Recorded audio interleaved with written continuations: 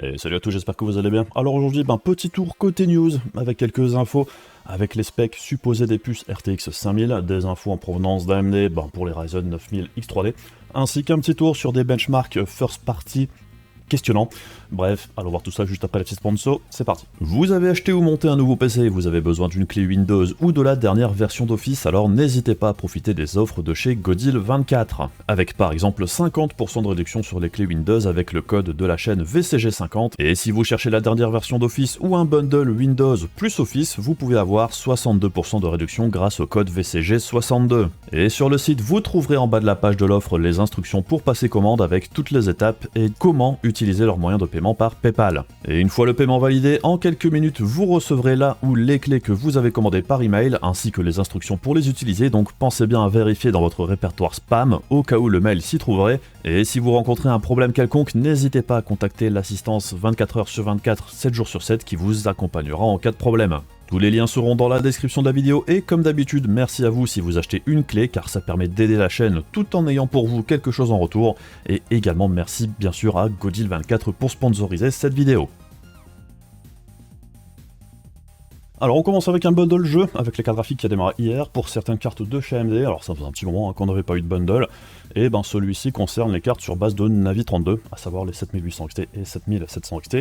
Le bundle permet de choisir 2 jeux sur une liste de 4, avec Avatar, Frontiers of Pandora, Starfield, Company of Heroes 3 et Lies of P. Bon, ce sont pas spécialement des nouveautés, mais c'est toujours quand même sympathique, puisque ça coûte rien de plus. Si les jeux vous intéressent, c'est toujours ça de prix. Mais c'est vrai qu'en cumulant le bundle jeu plus certaines ODR, comme en ce moment il y en a chez Gigabyte et Asus, ça permet d'avoir un cashback et 2 jeux en plus de la carte graphique. Donc c'est vrai que selon les tarifs du moment, ça peut faire une offre globale assez sympathique. Si on prend l'exemple de la 7800 XT Asus Dual, ici chez Topacha, la carte coûte 560 € de base. En ce moment, avec 80 € remboursés par Asus et 2 jeux offerts, ça peut faire un deal plutôt correct au final. Si en plus de ça, par exemple, il y avait un bon de réduction chez Topacha ce week-end ou quelque chose comme ça, ça pourrait être encore un petit peu plus intéressant, donc c'est à surveiller si vous êtes en train de regarder pour acheter une carte graphique. Mais c'est vrai qu'en ce moment, on voit de plus en plus d'ODR du côté de chez AMD, on a maintenant ce bundle de jeux qui arrive. Si on met ça un petit peu en corrélation avec ce qui s'est passé au niveau des chiffres de vente chez AMD au premier trimestre 2024, on avait vu que du côté carte graphique, dans les résultats trimestriels d'AMD, c'était pas bon du tout, que ce soit les ventes de consoles sur le déclin, mais aussi du côté des GPU apparemment. C'est vrai que si on regarde aussi les chiffres qu'on a eu de chez John Peddie Research, qui traque un petit peu les shipments, donc ce qui a été envoyé vers la distribution des cartes graphiques, on voit par exemple que pour le premier trimestre 2024, c'était en baisse de manière globale, mais on voit aussi qu'au niveau de la représentation des parts de marché, on voit aussi que du côté de chez AMD, il y a quand même eu une jolie chute au niveau des parts de marché, justement, sur le premier trimestre 2024, par rapport même au dernier trimestre 2023. Donc c'est vrai que dans l'ensemble, il y a quand même une chute assez importante des ventes chez AMD, probablement aussi en partie avec la sortie de la gamme Super chez Nvidia au premier trimestre, qui a apparemment fait très mal, puisque Nvidia est remonté même à son plus haut niveau historique, puisque là on est à 88% de part de marché, ce qui est absolument énorme. C'est vrai que du coup AMD redescend à 12 et Intel à 0. Quand même assez inquiétant par certains côtés, mais on espère aussi que ça s'améliore du côté de chez AMD. Peut-être que les tarifs n'ont pas été assez agressifs non plus en réponse à la sortie de la gamme Super. Je pense qu'il serait quand même temps de réajuster un petit peu certaines cartes sur le marché, puisque là, clairement, ça va pas. Et clairement, comme on peut le voir ici, là, ça traque un petit peu le shipment des cartes depuis de très très nombreuses années. On voit que la stratégie actuelle d'AMD au niveau des cartes graphiques ne fonctionne pas, puisque on voit que la période où AMD était au plus haut, c'est la période RX 580-480, en 2018, puisqu'on avait aussi eu un boom du minage de crypto-monnaies à l'époque. D'ailleurs, Nvidia aussi, c'était une génération très populaire, puisque c'était les GTX 1000 en face. On a vu ensuite qu'il y avait eu une chute assez forte, pour remonter après avec les RTX 3000 et RDNA 2. Là, on voit qu'AMD était revenu aussi un petit peu sur la hausse, mais là, on voit que depuis 2022, la sortie de RDNA 3 et tout ça, ça a quand même été pas terrible du tout du point de vue des ventes, chez Nvidia non plus d'ailleurs, hein, la sortie des RTX 4000 au début, ça n'a pas été génial, ça s'est beaucoup amélioré ces derniers temps, avec les baisses de prix successives, mais c'est vrai que cette génération de cartes graphiques a été particulièrement douloureuse chez AMD, et on voit que bon, va falloir faire quelque chose. Pendant qu'on est sur les GPU AMD, alors il y a un mystérieux Navi 48 XTX qui a été observé sur un listing chez NBD en Chine, pour certaines références pour les futures cartes d'AMD, qui seraient présents ici. Alors, on n'apprend pas beaucoup plus que ce qu'on a entendu dernièrement, si ce n'est que oui, pour RDNA 4, on ne devrait bien retrouver que Navi 44 et 48, avec le Navi 48 qui serait la puce la plus performante des deux. Donc on serait sur une gamme assez similaire à ce qu'AMD avait produit avec RDNA 1, à savoir que le haut de gamme serait probablement la 8800 XT ou XTX, voire peut-être même 8700 selon ce qu'AMD décide de faire au niveau découpage de gamme, et donc Nvidia serait bien seul sur le haut de gamme. Et aux dernières rumeurs qui ont un petit peu fuité au Computex, il se pourrait bien qu'AMD ne dégaine pas cette nouvelle architecture avant début 2025, ce qui serait pas illogique, puisqu'AMD n'a pas grand intérêt à sortir cette gamme en face du très haut de gamme d'Nvidia, qui pourrait lui débarquer pour fin 2024. Pour AMD, ça fait évidemment plus sens de se positionner et sortir sa gamme 8000 quand Nvidia sortira le reste de sa gamme et les concurrents directs pour RDNA 4, que d'arriver en face des 5090 ou 5080, puisque niveau marketing, présenter des cartes qui ne sont pas compétitives en performance au moment où le leader du marché lance les siennes, ce serait évidemment pas franchement terrible au niveau de l'image, même avec un avantage tarifaire hyper important. Donc on verra bien comment ça se passe, mais pour les remplaçantes des cartes de la gamme 7800 XT ou 4070 chez Nvidia, je pense vraiment pas que ce soit avant le premier trimestre 2025, dans le meilleur des cas. Du coup, on enchaîne avec les RTX 5000, justement, avec les dernières rumeurs, donc à prendre avec les pincettes de rigueur, avec un listing de la part de Copy7Kimi sur Twitter qui détaille les différentes puces de la future gamme Blackwell. Alors, le plus intéressant dans l'histoire, c'est qu'une grande partie de la gamme passerait sur la GDDR7, avec apparemment une disparition complète de la GDDR6X qui équipe une bonne partie de la gamme RTX 4000 actuelle. Donc en dehors du bas de gamme, ça voudrait dire une belle augmentation de la bande passante dans l'ensemble, puisque la GDDR7 est plus rapide que la GDDR6X et beaucoup plus rapide que la GDDR6 classique. Et en dehors de ça, c'est quand même assez difficile de déduire grand chose, puisque juste les specs des puces complètes sans autre information, ça veut pas dire grand chose, puisqu'NVIDIA peut segmenter tout ça comme bon leur semble, vu que, comme on le voit ici, même si le GB202 complet a 33% de shader en plus que le AD102 complet, ça ne veut pas dire que la 5090 aura 33% de core en plus que la 4090, ou qu'elle utilisera forcément le bus 512 bits du GB202, puisque pour rappel, la 4090 n'utilise pas la puce AD102 complète à l'heure actuelle, tout comme la 5090 n'utilisera probablement pas la puce GB202 complète non plus. C'est pour ça qu'on a entendu aussi parler de 5090 avec un bus 444 8 bits, ce genre de truc, c'est pas impossible du tout. Mais c'est vrai aussi qu'il y a certaines des puces qui ont un nombre de corps plus bas que celles qu'elles viennent de remplacer, si on compare avec la gamme RTX 4000, puisqu'on voit par exemple que le GB205 qui vient remplacer le AD204 qui équipe une bonne partie de la gamme 4070, on voit qu'il y a 17% de corps en moins, et pareil le GB207 qui viendrait remplacer le AD107 qui équipe la 4060, aurait lui aussi 17% moins de corps dans l'ensemble. Donc c'est vrai que si Nvidia procède exactement au même découpage que sur la gamme actuelle, ça serait quand même assez questionnant. Mais bon, rien ne nous dit que Nvidia n'utilisera pas par exemple le GB203 pour l'In 5070 plutôt que le GB205, et au final c'est ça le plus important. Au-delà des specs des puces, c'est le découpage qui importe vraiment. Mais bon, pour avoir des cartes plus performantes que sur la gamme actuelle, si on se base que sur ce que l'on voit ici, et hors énorme augmentation des performances par la nouvelle architecture, il y a quand même peu de chances qu'il y ait une augmentation de 17% des performances juste avec l'architecture. Je pense que la segmentation des puces devra quand même être légèrement différente, particulièrement pour la gamme 70 et 60.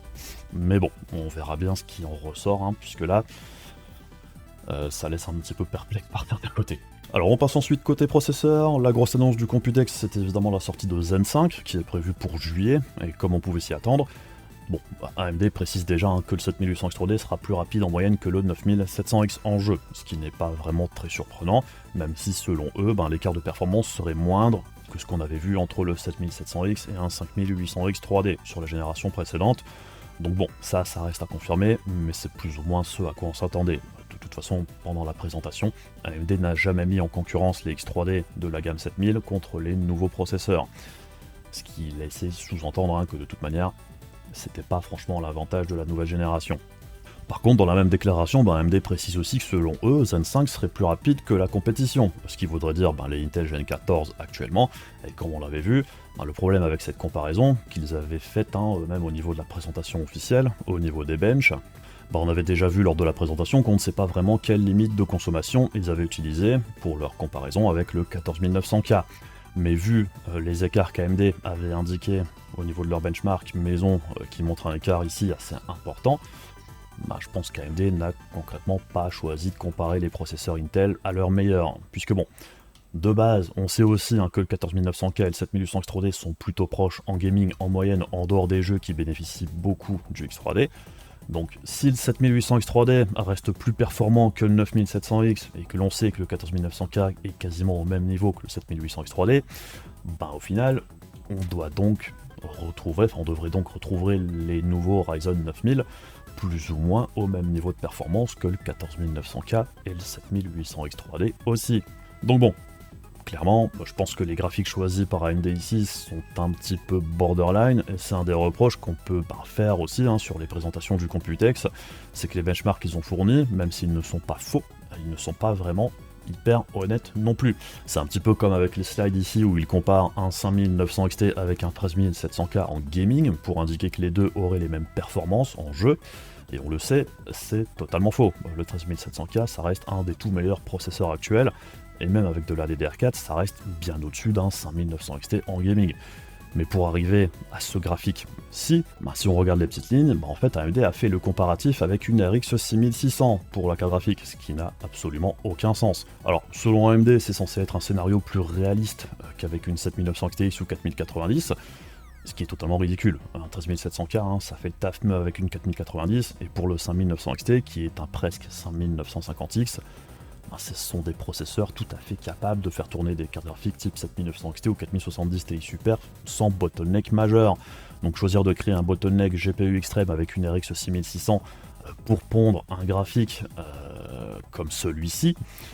c'est vraiment pas très honnête. Donc c'est décevant, que ce soit pour ce graphique-là ou pour le 9950X contre le 14900K, puisque oui, même si les graphiques ne sont pas faux, ils présentent des scénarios bien particuliers, et c'est vraiment hyper borderline pour les deux graphiques, je trouve. Alors à une certaine époque, AMD nous présentait des benches plutôt réalistes, comme à l'époque de Zen 3 ou RDNA 2, avec RDNA 3 et le fiasco du lancement avec les perfs plus basses que lors de la présentation, ils s'étaient excusés pour leurs chiffres quand même un peu pipeaux, et qu'ils ne le referaient plus. Force est de constater qu'ici, c'est encore une fois très limite, même si ce ne sont pas de faux chiffres, mais c'est quand même hyper biaisé. Donc bref, pour Zen 5, on entendra tester ça pour voir ce qu'il en ressort vraiment, mais ça semble suivre plus ou moins le même scénario que pour les Ryzen 7000, à savoir que pour plus de performance vis-à-vis du 7800 X3D, il faudra attendre les 9800 X3D. Et justement, aux dernières rumeurs, ceux-ci pourraient arriver assez rapidement, puisque selon Club 386, les Ryzen 9000 X3D pourraient arriver dès septembre, ce qui serait un timing plus rapide qu'entre les Ryzen 7000 et 7000 X3D. Reste encore à voir si AMD nous refera le coup de sortir le 9800 X3D après les 9950 et 9900 X3D, si les deux existent, et on entend aussi dire qu'AMD pourrait avoir quelques nouveautés vis-à-vis de la gamme X3D sans qu'on sache vraiment quoi pour l'instant, même si on entend dire qu'il pourrait y avoir des tailles de cache différentes et d'autres nouveautés pour, je dirais, améliorer la gamme selon AMD, donc on verra bien ce qu'il en ressort. Donc bref, je suis quand même assez curieux de voir ce que ça va donner au niveau des performances, puisque si le 9700X est vraiment très très proche au niveau des performances d'un 7800 X3D, c'est pas si mal, puisque c'est vrai que entre un 7700X et un 7800 X3D, il y a quand même un petit gap de performance. Donc si déjà là, avec les processeurs de base, ils comblent le requart, ça veut quand même dire une belle amélioration des performances d'une génération à l'autre, et ça veut aussi dire que le futur 9000 X3D pourrait être aussi plutôt intéressant et compétitif par rapport à ce qu'Intel proposera également en fin d'année, puisque chez Intel aussi, en toute logique, normalement, les nouveaux processeurs devraient être plus performants en jeu que les processeurs actuels, donc ça voudrait dire qu'il y a un problème. Donc, si le 14900K est déjà très très proche au niveau des performances du 7800 X3D, et donc des 9000X tout court, en toute logique, il faudra à minima les 9000 X3D pour venir concurrencer les processeurs Intel s'ils sont plus performants. Donc bref, on verra bien. Alors pendant le Computex, il y a aussi une nouveauté qui a pas mal fait parler d'elle côté RAM système, c'est la norme CAM2 qui existe déjà sur tout ce qui est mobile, PC portable, mais celle-ci pourrait arriver maintenant sur les PC de bureau pour remplacer les slots de RAM classiques sur certaines cartes mères. Alors, les modules CAM 2 sont intéressants à plusieurs niveaux. Déjà, au niveau de la place que ça prend, c'est beaucoup plus compact que les barrettes habituelles, ce qui permet une intégration des ventirades plus aisée, par exemple, puisque c'est moins haut. Du coup, comme on le voit ici, ça laisse beaucoup plus de place pour caser un ventirad très large au-dessus. Et l'autre avantage, ça se situe au niveau de la proximité des barrettes avec le processeur, ce qui permettrait un meilleur signal au niveau des traces sur la carte mère, ce qui améliorerait le support des modules de RAM à haut taux de transfert, qui est quand même un petit peu compliqué à l'heure actuelle, avec les processeurs actuels aussi, puisque c'est un ensemble au niveau de la RAM très rapide. Il y a la partie RAM, il y a la partie carte mère, et il y a aussi le contrôleur mémoire sur les processeurs, qui sont très importants. Bon, avec le CAM 2, on éliminerait, je dirais, un petit peu les problèmes possibles avec les cartes mères, ou du moins on rendrait la chose plus facile. Un autre avantage, ce serait qu'avec un seul module de RAM, on pourrait malgré tout faire du dual channel, et surtout, il y a un support possible de la LPDDR5X qui permettrait d'avoir plus de bande passante pour la RAM système sur PC de bureau que la DDR5 classique, ce qui pourrait être intéressant d'un point de vue performance. Les points faibles de la chose, c'est que du point de vue installation, c'est un petit peu moins simple que les barrettes de RAM classiques, puisqu'on se retrouve avec une sorte de socket, comme pour les processeurs, donc c'est un petit peu plus délicat à installer, sans non plus être insurmontable, évidemment. Et apparemment, on a aussi déjà entendu dire qu'on pourrait même changer le socket lui-même en cas de pin tordu. L'autre désavantage, c'est qu'on ne peut pas juste rajouter plus de RAM aussi simplement qu'actuellement en passant de 2 à 4 barrettes, par exemple. Bon, alors après, vu les problèmes avec la DDR5 au niveau des soucis de stabilité avec 4 barrettes, je suis pas certain que ça change grand chose en l'état. Du coup, je trouve que le CAM 2, c'est une approche intéressante, et plusieurs fabricants de cartes mères et de RAM sont déjà sur le coup. Et ce sera intéressant de voir comment ça évolue, et surtout de voir si les tarifs, à la fois des cartes mères et des modules, sont intéressants. Est-ce que ça prendra de l'ampleur ? Bon, on verra bien au fil du temps, il faudra aussi peut-être une sorte de standardisation au niveau des formats de cartes mères et tout ça, je sais pas. Bon, on verra bien comment ça se passe. Et puis voilà, je pense qu'on a fait un petit peu le tour pour aujourd'hui. Comme d'habitude, si la vidéo vous a intéressé et que vous voulez soutenir la chaîne, il y a les machins de YouTube. Et bien évidemment, un gros merci à tous les contributeurs de la page Ko-fi et aussi de YouTube, puisque la chaîne continue de survivre en grande partie grâce à vous. Sinon, comme d'habitude, on se retrouve aussi très bientôt pour d'autres vidéos. Je vous fais des bisous, je vous dis à la prochaine. Salut!